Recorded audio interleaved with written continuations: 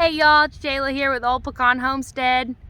Today we're in the garden getting everything planted. I wanted to wait until our last frost, which is the average is April 8th, but generally people say wait a week to 2 weeks afterward. And so, or you can also go by the moon calendar, which I think would have been April 19th I should have planted, which was now 5 days ago. So I'm a little bit behind, but we've had a really busy week. Our nephew is staying with us now, and just with the wind and the weather and that crazy storm we had the other night, it hit Shawnee, which is only about 35 minutes southwest of us to here, and so it really tore that town up. It was pretty bad. It was pretty wide damage from one side of the town to all the way to the other side of town. And a lot of just even, 4 miles south of us and into town, 10 miles south, they got hit pretty bad. Several of our friends have busted out windshields, and it's a pretty big mess, and it's pretty sad. Definitely got us thinking about getting more serious on getting a storm shelter. Yeah, we want a You want a storm shelter? Yeah, we want Oh. So anyway, got us thinking about getting a storm shelter. We're gonna look into, I had signed up with the Oklahoma, we have a what is that called? A rebate program, and so I had signed up for that years ago. We got drawn out and we didn't have the money to get it put in, and so we set it aside, and now we've moved, and I need to get on there and check and see if our address is updated and all that good stuff. But hopefully we can get back in that drawing. Well, you stay in it for a lifetime, but hopefully we can get that updated, our address and everything, and see if we can get a storm shelter put in, because that was a little too close to home, and with our house, except maybe the bathroom cabinet, which only maybe, it would be really, we could maybe squeeze an adult and a kid or something in there, so there's really just nowhere to hide. Our Asian neighbors have a storm shelter, but it'd be kind of hard to communicate that with them, and I don't even know how big it is to squeeze in there, so that is definitely something that we need to look into. But back to the garden today. Well, we started yesterday. It's supposed to rain all week, so we're trying to get this in. I didn't get to even 100% harden off my plants. I had done about 4 to 5 days worth of outside, an hour added each day, and then I was gone over the weekend, and the weather, it was just way too windy. I couldn't even leave them outside, but I had opened all the windows to the well house so that the wind was really coming in and they got the cold feeling. So I'm hoping that was enough. I planted 64 tomato plants last night, and all of those are alive now. So I'm really just praying that all these plants make it. It's my main goal for this year, is to have a big garden and a high yield and be able to harvest as much as we can, so I can get some stuff canned and stored up. We're trying so hard not to go to the store anymore. They're putting bioengineered ingredients in everything, so we don't buy anything with the bioengineered ingredients. If it's coming to our house, we're not buying it. I didn't even buy bioengineered ingredients for the kids' snacks, at their game. It's just, I don't know much about it. Dakota knows a lot more about it. I don't know. I don't trust it. I know not all of it's completely harmful, but I'm not going to buy it and put that in our bodies and my kids' bodies. So we're really avoiding that. Most of the off-brand products versus the name brand will not contain bioengineered ingredients. And I know that you cannot prevent absolutely everything, especially all at once. It's just impossible. There's just way too much out there. But something that's right there in your face, it's a lot easier to avoid.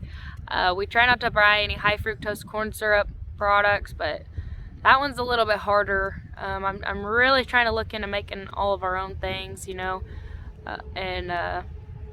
whatever we need. So I'm really hoping to get this garden. I'm really praying. I've been begging God, other than keeping my kids safe for the year and their lives, this is a really big thing that I want I want to make sure to keep on top of. So we're expected. Huxton, you having fun over there? We're expected to have a really dry summer again, which I'm not looking forward to. So if that's the case, you know, I'm starting. Huxton, chill out.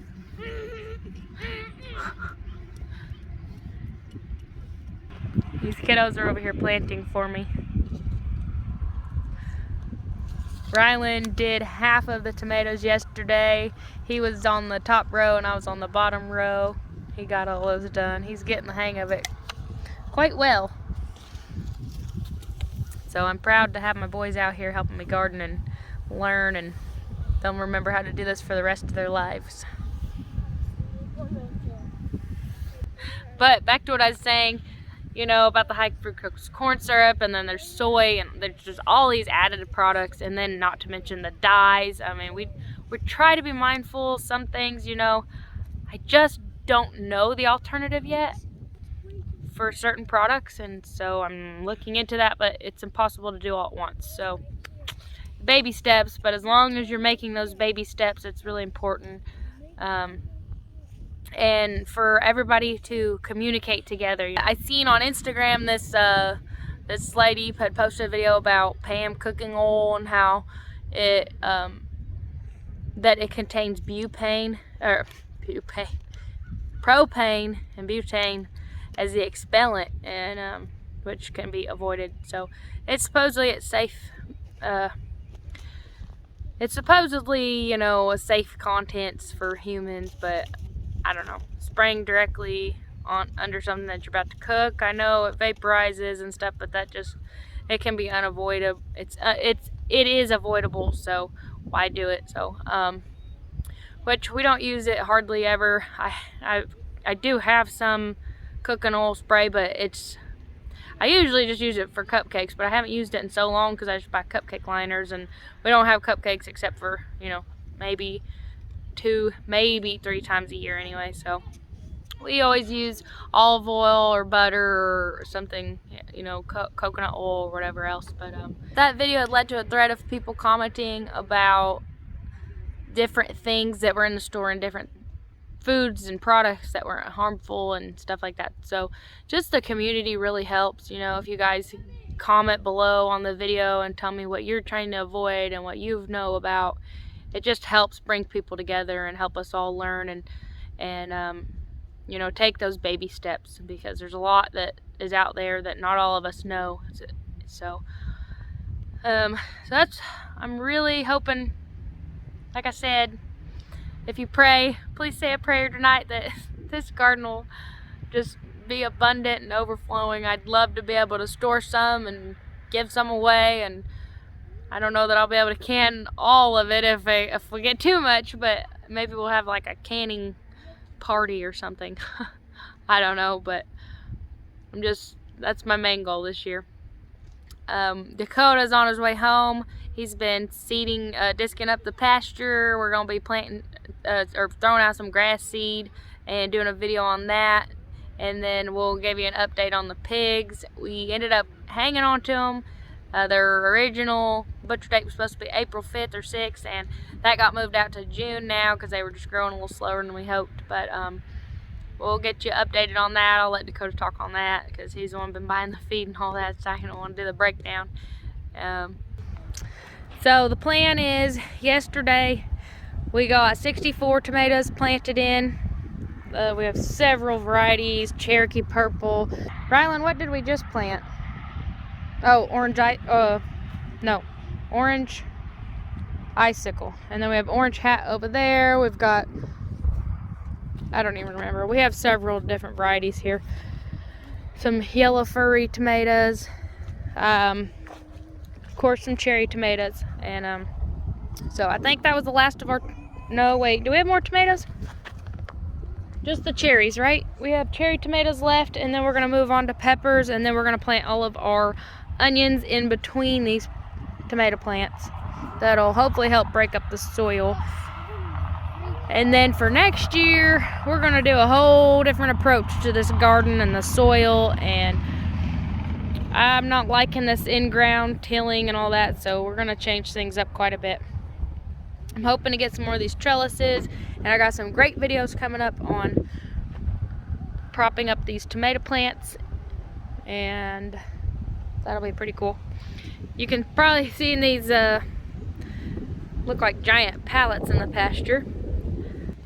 So the guy we bought this house from actually had bought some property and asked if we had needed a roof for anything. Well, we got over there. This thing was, I think it's 34 foot long, a lot bigger than we thought it was. So, which is great because we ended up pulling all the sheet metal off and cutting it into thirds. And so now we have 3 massive, well, that'd be about 11 foot roughly. So we're gonna do a roof. So stay tuned for what we're doing with that, because I'm really excited about that. And then what else do we got going on? Let me think. Oh, and then we also got a deck. So I'm gonna put that on the front of the house. I'm gonna get the front of the house finally fixed up and put a garden in, except that I'm gonna have to put hot wire up because the goats come up here all the time, and I had bought a rose bush and they already ate that up. So I gotta make sure to do that. And then me and Rylan are going to be starting a big flower garden up in the front and getting another beehive, and then adding to that one. So we got a lot coming up here. I know it's a lot of talking. It's hard to video. The days that seem the best to video, you get outside and it's really windy like today. So hopefully you don't hear a lot of that background noise. I know it's very annoying in these videos, but it's kind of hard to avoid in Oklahoma a lot of days. But we'll show you some footage on this garden, and then don't forget to hit that like button, subscribe for the next video, and how to properly seed your grass in, and then we'll do an update on those pigs. But thanks for watching, and don't forget to comment about what you're trying to avoid and your own health and what you've learned. My goal is to learn something new every day, even if it's just really simple. I don't care what it is. I want to learn something every day or try something new every day. And so that should be your goal for the year. It's a great habit to create, and in no time you're gonna grow a lot and you won't even realize it. So thanks for watching, guys. We'll catch you later. Are you staying out of the wind?